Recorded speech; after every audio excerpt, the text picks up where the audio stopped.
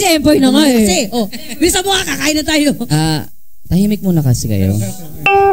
Gusto ko lang sabihin sa iyo, happy birthday. Wag niyo akong tulak. Gusto ko lang sabihin na happy birthday. Magkano yung benta nitong ano? Sasan na raw niya. Hindi. So, yun lang. So, first of all, nung nag-guest ako dito, ayan, nagpapasalamat ako sa lahat ng mga sumusuporta sa atin sa Me and My Music with Miss Maricar. Ayan.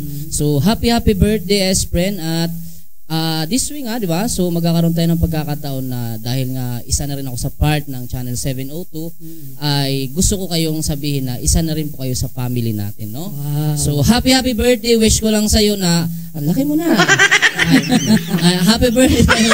And then, good health, and stay strong, and more blessings to come. Ayan lang. Happy birthday, Maricar. Kiss! Bayain siya. Oo, ikaw. At ako sa pala ako. Last but not the least.